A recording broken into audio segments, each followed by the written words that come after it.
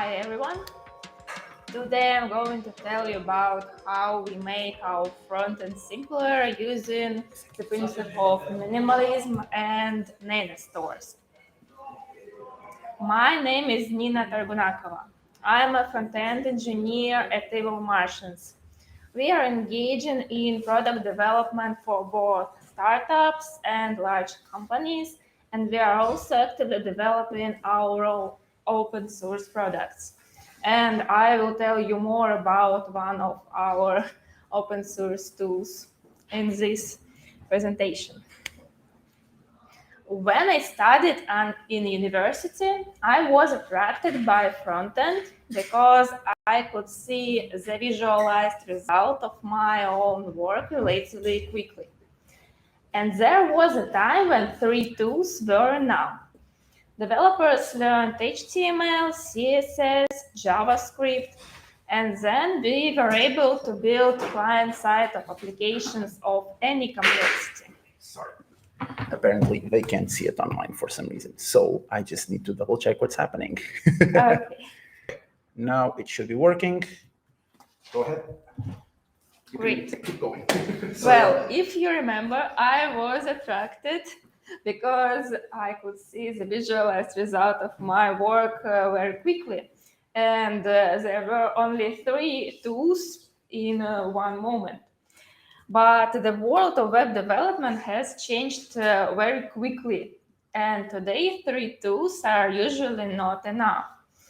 We have a lot of different utilities, libraries, and this tendency appeared when we got frameworks.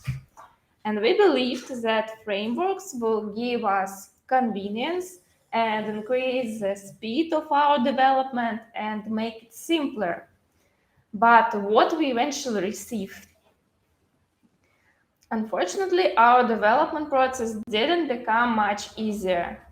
And the modern web development world is becoming more and more complex every year. And the most crucial part of it is that people suffer. Who exactly? First of all, developers suffering. Who is a developer in this room? Oh, great. We are suffering because our life didn't become much easier, and we are drowning in different frameworks, in libraries and utilities for frameworks, and some libraries are creating just for specific frameworks, and our development process didn't become much easier. And this situation is getting worse with all new frameworks. The second type of people who are suffering from increasing complexity of web development world are users. And we know that if users suffer, that everyone else will suffer later. And the very important fact here that 10 years ago in 2012, the average web page size was only 800 kilobytes. And then 10 years later, 1 year ago, it was already almost 2,300 kilobytes. And that's a really big growth. And the larger the web page size, the slower the loading time. How long do you usually wait for a site to load before you are trying to find information somewhere else? And the statistics show that every second is important to not lose a user. And the last type of people who are suffering from the growing complexity is business. And not only because developers are burned out and the loss of users, because nowadays sometimes we need even more programmers to do the same amount of work that we did before. Because we still need to implement different features to fix different bugs. And if we add the necessary to support old legacy code and resolve different framework-specific problems, we received that sometimes we need to hire even more developers to achieve the same results. And it means waste the time of money from business. Let's sum up. From the growing complexity of web development world suffers everyone. Users, developer, business, and the situation didn't become better, it's even getting worse. Maybe we did something wrong. Maybe we need to do a step back and change something. Let's try to find inspiration and listen to some ideas from experienced people in our community and see if we can change something and reduce the level of the complexity. Fold knowledge into data. So program logic can be stupid and robust. That's a quote from a well-known open source ideologist and programmer Eric Raymond. He emphasized this idea as a rule of representation in his book, Art of Programming for Unix. Let's see how we can apply this idea. Currently, the web development world revolves around the frameworks. It's sometimes a big problem to rewrite the project from one framework to another one framework. And also frameworks affect not only how we show the information, it also affects how we store and update data and how we implement different business features. But the smarter the components and framework, the harder it is to change, to test, and to read this. So it all can be presented as sort of space model where in the center of the system is framework and other concepts are revolving around the framework. But what if we made a mistake with our framework-centric model? What if we chose the wrong object as the center of our system? That's the same mistake that mankind already did centuries ago. I'm talking now about choosing heliocentric system when mankind believed that all celestial bodies revolve around the Earth. And only many centuries ago we realized this mistake and went to the heliocentric system, where in the center of the all celestial body is the sun. I want to show you a small video that realized how chaotic will be planetary motion with heliocentric system regarding to heliocentric, which is pretty straightforward.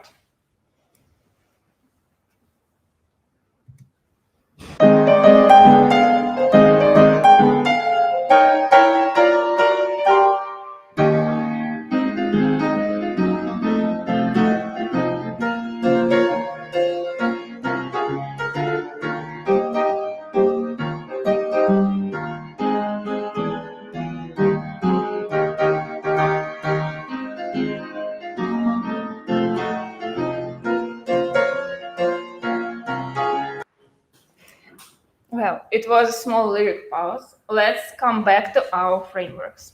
We also can shift our focus and change our model. So in the center of the system will be data and not the frameworks. And other concepts will depend on data. But what do I mean by the concept of data? What is a well-known process in web development when we store and update some application data? Do you know? Okay, that's state management. And that's just a process of maintaining knowledge about applications data with ability to change it. And in this concept, we have the concept of stores, specific objects when we store the application's data. So we came to the idea that we need a store-centric model instead of framework-centric model. And to achieve this goal and fold knowledge into data, we need to shift our focus from components to stores. We will move the logic from components to stores outside of them. So components can be stupid and robust, and stores will be smart. And that will be closer to idea, fold knowledge into data. Let's remember this idea that we want to move knowledge into stores outside of the components and try to find more inspiration. Bad programmers worry about the code. Good programmers worry about data structure and their relationships. That's a quote from Linus Torvalds, a lead developer of Linux kernel. And the very popular global state approach nowadays is the approach with state management, when we have a single huge global object where we hold all applications data in different fields. It's a workable approach, but with this approach, we need all components need to call the selector function on any state change, and also our chunk may contain data that is not currently using on the user's page. So it's not really optimized. How to make it a bit faster and think about data structures and their relationships?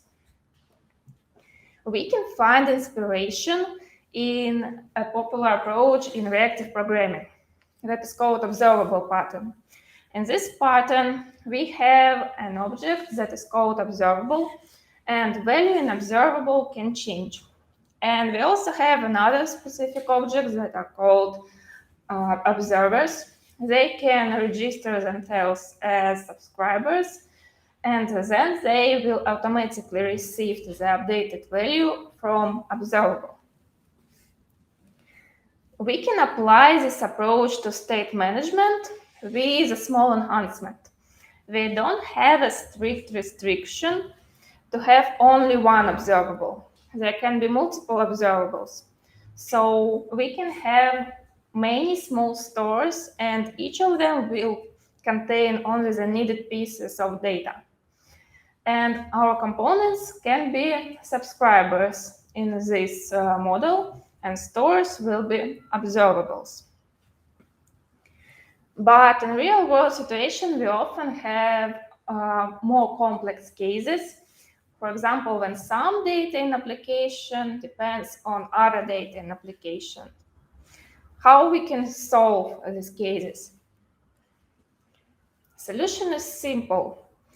We will allow stores to subscribe to each other, so they could build relationships between them.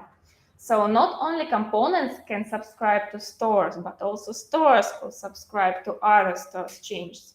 And then we can handle the cases when some data depends on other data. We already have two ideas. We want to move logic to stores outside of the components, so components can be stupid and robust. And we will make stores small and smart, so they can subscribe to each other changes and receive updated value automatically. Let's try to find one more idea. That's a quote not from a programmer, but from a famous writer and aviator, Antoine de Saint-Exupéry. He said, "Perfection is achieved not when there is nothing more to add, but when there is nothing left to take away." And that can be easily applied to world of web development. I met the concept of state management the first time when I studied in university, and I had to do something really simple in my application. I had to receive information about user from the server and then display it in multiple parts of my application. And when I started to search information how I can do it in the best way, I found a scheme like this. There is a lot of different complex entities like reducers, effects, selectors, and with complex relationships between them. And only later I realized that all I had to do in this case is just 3 simple actions.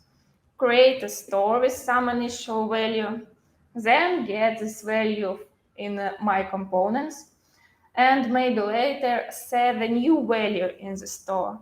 And that's all. That's enough for the complex cases. We don't want a mental overload for simple cases. Let's summarize all the ideas that we have come up with. First of all, we want to move logic connected with data to stores outside of the components, so components can be stupid. It will be easier to change, to test these components. The second one, we want to allow stores subscribe to each other, so they will be smart and we can handle the cases when some data depends on other data. And the third one, we want to provide minimalism and simplicity in the process. So there will be 3 one-line operations: to create the store, to get the value, and to set a new value. We, with other Evil Martians, were thinking a lot about what state management will solve all our problems and suit all our requirements. And we didn't figure out. So we created our own tool. It is called Nano Stores. Nano because its size is less than 1,000 bytes, minified and gzipped. And its ideology is totally built around all the principles I just have told you about. Let's see how it works on a very simple example. We will build a simple online catalog with 1 page. Here you can see the list of products, and above the list of NanoShop products, you can see the search field. When the user is typing something in this field, the products will be filtered automatically. Let's see how it works with Nano Stores. First, we create a file state.ts, and we import the atom function from Nano Stores library. Then we create the list of our products by invoking this function, and we pass there only 1 argument. That's the list of our Nano products. Then we import the store in our component, and we also import the useStore hook. In this example, I'm using React, but honestly, it doesn't matter because you can find this hook in every framework.